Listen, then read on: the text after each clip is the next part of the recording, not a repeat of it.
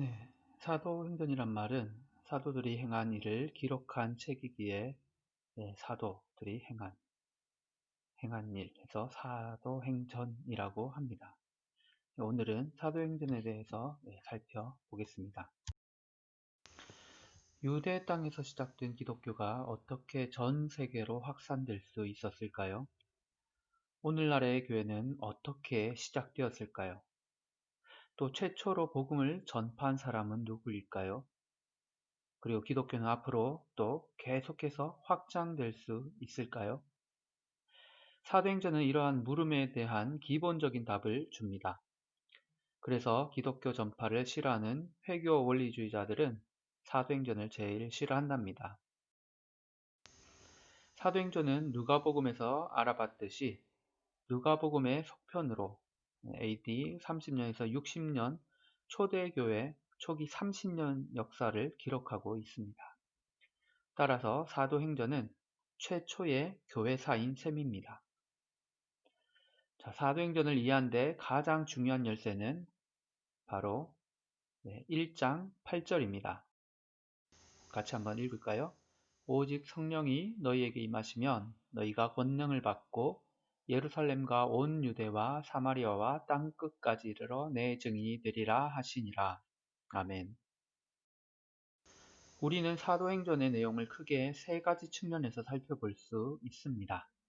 먼저는 복음 전도의 주체와 수단. 주체와 수단은 오직 성령이 너희에게 임하시면 너희가 권능을 받고 해서 알 수 있죠. 그리고 두 번째, 복음 전도의 대상과 지역. 대상과 지역이 예루살렘과 온 유대와 사마리아와 땅끝까지입니다. 그리고 마지막으로 복음 전도의 내용은 내 증인이 되리라 해서 알 수 있죠. 그럼 복음 전도의 내용이 무엇인지 자세히 살펴볼까요?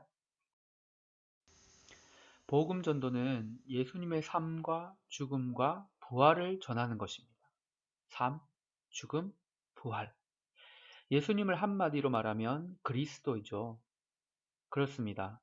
초기 사도들이 전한 복음의 내용은 42개의 길고 짧은 여러 종류의 증언과 10편의 설교를 통해 예수님이 그리스도이시며 주이심을 증거하고 있습니다.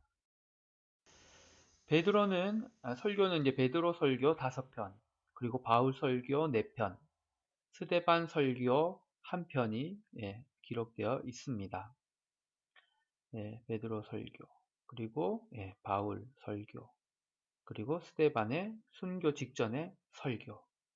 이렇게 사도행전에 기록된 10편의 설교는 예수님이 그리스도이시며 주님이심을 말하고 있습니다. 이처럼 복음 전도는 예수님이 그리스도라는 것을 분명하게 전하는 것입니다. 또한 복음 전도는 예수님이 주님이시라는 것을 전하는 것입니다. 초대교회는 장소를 구분하지 않고 복음을 전했습니다. 5장 42절에 잘 나타나는데요. 함께 읽습니다. 그들이 날마다 성전에 있든지 집에 있든지 예수는 그리스도라고 가르치기와 전도하기를 그치지 아니하니라. 그리고 바울은 구원에 대해 묻는 자들에게 분명하게 복음을 선포했습니다. 그들을 데리고 나가 이르되 선생들이여 내가 어떻게 하여야 구원을 받으리까 하거늘 이르되 주 예수를 믿으라. 그리하면 너와 내 집이 구원을 받으리라 하고 복음 전도의 대상과 지역을 살펴보면 복음은 전 세계 모든 민족에게 전해져야 하기 때문에 복음을 전파함에 있어서 인종을 차별하거나 국적을 차별하거나 지역을 차별해서는 안 됩니다. 복음 전도의 이러한 보편성은 예루살렘과 온 유대와 사마리아와 땅끝까지 이르러 라는 말 속에 포함되어 있습니다. 사도행전은 예루살렘에서 로마까지 복음이 전파되는 경로를 그린 책입니다. 여기서 중요한 사실은 복음의 지리적인 확장이 유대인들에게서 세계 모든 민족에게로 확장되어감을 보여준다는 것입니다. 예루살렘이 유대인 선교의 거점이라면 땅끝, 즉 로마는 이방인 선교의 거점입니다. 이것은 복음이 유대인에게서 시작되어 이방인에게로 확산되어 가는 과정을 보여주는 것입니다. 사도행전은 복음이 문화적인 장벽을 넘어서 전 세계로 확장될 것을 보여줍니다. 1장에서 7장까지는 예루살렘 선교에 대해서, 그리고 8장에서 11장까지는 유대 사마리아 선교에 대해서, 그리고 마지막 12장에서 28장까지는 바로 땅끝 선교에 대해서 보여주고 있습니다. 이런 의미에서 첫째, 예루살렘 선교는 동일 문화권에서의 복음 전도를 의미합니다. 두 번째로는 사마리아는 지리적으로 유대의 이웃이지만 문화적으로는 이방 지역이기 때문에 이중 문화권에서의 복음 전도로 생각할 수 있습니다. 세 번째로는 땅끝은 유대 문화와는 완전히 다른 이방 지역의 선교를 의미합니다. 이처럼 1장 8절은 복음이 결국 유대인, 예루살렘에서부터 혼혈 유대인, 사마리아와 그리고 완전 이방인, 땅끝에게로 확산되어 가는 과정을 보여주고 있습니다. 그럼 어떻게 유대인에게서 이방인에게로 복음이 전해졌는지 한번 살펴볼까요? 이방인 선교의 첫 관문, 바로 베드로의 고넬료 전도하는 그런 모습에서 내용에서 우리가 알 수 있는데요. 세계 복음화에 있어 가장 큰 장벽은 유대주의의 울타리를 넘는 것이었습니다. 하지만 유대인이 이방인에게 복음을 전하는 것이 얼마나 어려운지가 베드로가 처음으로 이방인인 고넬료에게 복음을 전하는 장면에서 잘 나타납니다. 고넬료는 가이사랴 지방에서 근무하고 있던 로마 군대의 백부장이었습니다. 그는 비록 이방인이긴 하지만 기도와 구제에 힘쓰는 사람이었지요. 이방인이기는 하지만 좋은 사람이었습니다. 하나님은 고넬료에게 복음이 전파되게 하심으로 복음이 유대인의 울타리를 넘어 이방인에게 전파되게 하실 계획을 세우셨습니다. 하나님은 고넬료에게 복음을 전할 사람으로 예수님의 12사도의 수장인 바로 베드로를 택하셨습니다. 먼저 하나님의 천사가 환상 중에 고넬료에게 나타났습니다.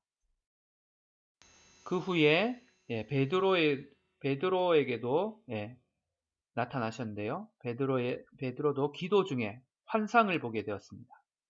큰 보자기 같은 것이 네 모퉁이가 묶여 하늘에서 내려오는 것이었습니다.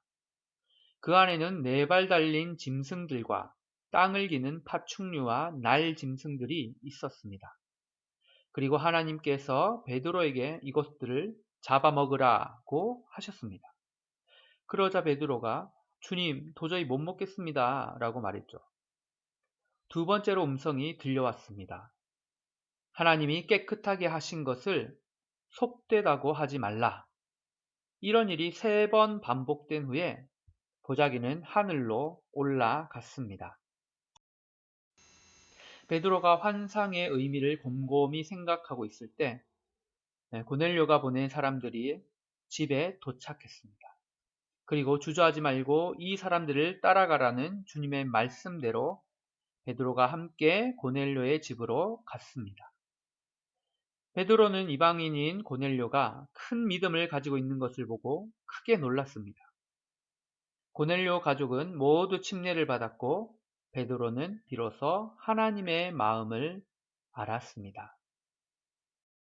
11장 17절 18절 동에 알 수 있는데요. 우리 같이 읽습니다. 그런즉 하나님이 우리가 주 예수 그리스도를 믿을 때에 주신 것과 같은 선물을 그들에게도 주셨으니 내가 누구이기에 하나님을 능히 막겠느냐 하더라. 그들이 이 말을 듣고 잠잠하여 하나님께 영광을 돌려 이르되 그러면 하나님께서 이방인에게도 생명 얻는 회개를 주셨도다 하니라. 아멘. 이 사건은 유대인과 이방인을 가로막고 있던 복음의 장벽이 무너져 내린 역사적 사건입니다. 유대인만이 하나님의 구원을 받는다는 유다이즘을 무너진 것입니다.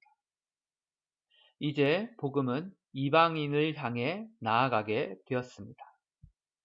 자, 그렇다면 지금부터는 복음이 어떻게 확장되어 가며 교회가 어떻게 성장해 가는지 한번 살펴보겠습니다. 복음의 확장과 교회 성장. 복음의 확장은 곧 교회의 확장이기도 합니다. 복음은 먼저 베드로의 설교 사역을 통해 예루살렘 전역에 확산되었습니다. 곧 복음은 스데반의 순교를 기점으로 유대를 넘어 사마리아, 갈릴리까지 확산되었지요. 흩어진 성도들을 통해 복음은 유대를 벗어나 이방 지역으로 확산된 것입니다. 복음은 바울과 바나바의 전도 여행에 힘입어 안디옥을 기점으로 오늘날의 터키 지역까지 확산되었습니다. 아시아를 넘어 유럽으로 확산된 것이지요. 결국 복음은 사도 바울에 의해 오늘날의 이탈리아, 로마까지 확산되었습니다. 사도행전의 결론은 복음이 땅 끝까지 끊임없이 전파되고 있다는 것입니다.